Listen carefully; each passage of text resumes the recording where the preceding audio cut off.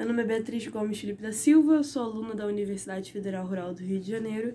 Eu curso Educação Física em Licenciatura e esse é mais um vídeo para a disciplina de Fisiologia do professor Anderson. A gente vai falar um pouco sobre o potencial de membrana. Potencial de membrana é a capacidade de equilibrar através do equilíbrio iônico de meio externo e interno. Quando uma célula ela recebe elétrons, ela fica carregada negativamente. Já quando ela doa, ela fica carregada positivamente.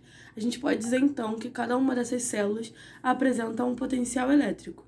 Quando temos duas células com diferentes potenciais elétricos, dizemos que existe entre elas uma diferença de potencial. Consequentemente, se ligarmos essas duas células através de um fio condutor, que no caso é o axônio, haverá uma corrente elétrica ou um impulso nervoso no sentido da célula que possui mais elétrons para a que possui menos elétrons. As células elas apresentam a diferença de potencial entre o meio interno, que é o intercelular, e o externo, que é o extracelular. Existem entre elas duas forças, a força difusional, que ela é gerada no meio mais concentrado para o meio menos concentrado e resulta na entrada de íons, e a força elétrica, que é gerada pela mudança de carga e a atração de cargas opostas. Em determinado momento, essas forças elas vão se equivalem, gerando um equilíbrio da célula. Esse fenômeno é conhecido como potencial de membrana e dentro dele existem duas formas, o potencial de repouso e o potencial de ação, que a gente vai ver agora. O potencial de repouso, ele ocorre na alternância entre o transporte passivo e o ativo de íons. Há a entrada passiva de íon sódio, que posteriormente são expulsos ativamente, e ao mesmo tempo em que os íons potássios entram ativamente. Em seguida, o potássio sai passivamente da célula, tornando o meio externo positivo em relação ao meio interno. Com isso, a célula fica polarizada. Quando está em repouso, a diferença de potencial, no caso, do neurônio é aproximadamente menos 75 mV, indicando que o interior da célula está negativo em relação ao meio exterior. O potencial de repouso ocorre quando o potencial de membrana já não é mais alterado por potenciais de ação. O potencial de ação ele consiste em uma variação brusca do potencial de membrana, que é provocado por um estímulo. Então, quando uma célula nervosa é excitada por um estímulo que atinja o limiar de despolarização, um potencial de ação é gerado dentro da lei do tudo ou nada. O potencial de ação ele é caracterizado por 3 etapas diferentes: a despolarização, a repolarização e a hiperpolarização. A despolarização ela consiste na entrada de sódio. Então, quando uma célula excitável recebe um estímulo nervoso do tipo limiar, a sua diferença de potencial de repouso é elevada até o limiar de despolarização ou ultrapassa. E aí desencadeia o potencial de ação. No mesmo momento, a membrana celular ela abre canais de sódio. Com isso, grande quantidade de sódio entra na célula, tornando o interior mais positivo do que o exterior.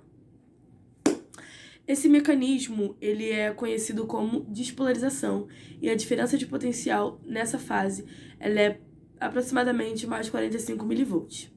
A repolarização ela consiste na saída de potássio. Então, a entrada de grande quantidade de sódio na célula estimula o fechamento dos canais de sódio e a imediata abertura dos canais de potássio, ocorrendo a saída de potássio. Nessa fase, a bomba de sódio e potássio funciona transportando ativamente 3 moléculas de sódio para o exterior e colocando 2 moléculas de potássio no interior da célula, tornando o seu interior mais negativo e o seu exterior mais positivo. Vamos lá, qual a função das bombas de sódio e potássio?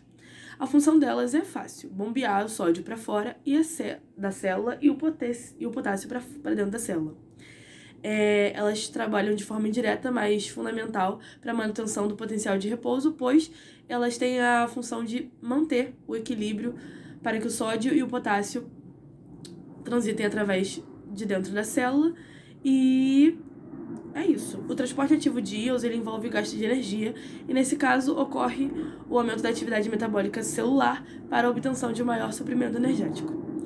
Na célula, uma molécula de ATPA é quebrada, liberando o fosfato inorgânico, que é uma molécula de ADP. E e energia necessária para o transporte dos íons. A repolarização faz com que o potencial de membrana volte a ser negativo, retornando à sua diferença de potencial normal de repouso, que é menos 75 mV. A hiperpolarização, ela consiste na saída do excesso de potássio. Quando uma célula ela recebe um estímulo inibitório, ocorre a saída de íon potássio e a entrada de íon cloro, tornando o meio interno da célula mais negativo e o meio externo mais positivo, assim inibindo a propagação do potencial de ação. A hiperpolarização ela dura pouquíssimos segundos, milissegundos, e nessa fase a diferença de potencial pode chegar até menos 90 mV. Como que os íons eles atravessam a membrana? Eles podem, por serem carregados, os íons eles não conseguem passar diretamente através de regiões lipídicas hidrofóbicas, que são aquelas que têm menos afinidade com água. Ao invés disso, eles usam canais proteicos especializados que fornecem um túnel hidrofílico, que amam a água, têm afinidade com a água, e assim atravessam a membrana. Alguns canais, conhecidos como os canais de vazamento, são abertos em neurônios em repouso, e outros fechados em neurônios em repouso.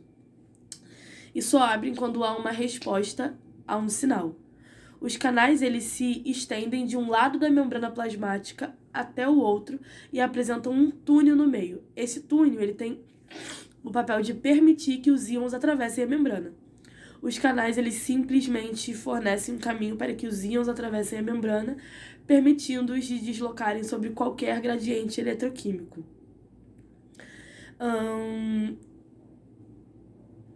Os canais, eles não movem ativamente os íons de um lado para o outro da membrana. Alguns canais são altamente seletivos, eles escolhem o tipo de íon que eles querem transportar, mas outros permitem a passagem de vários tipos de íons. Assim a gente consegue encerrar o nosso assunto.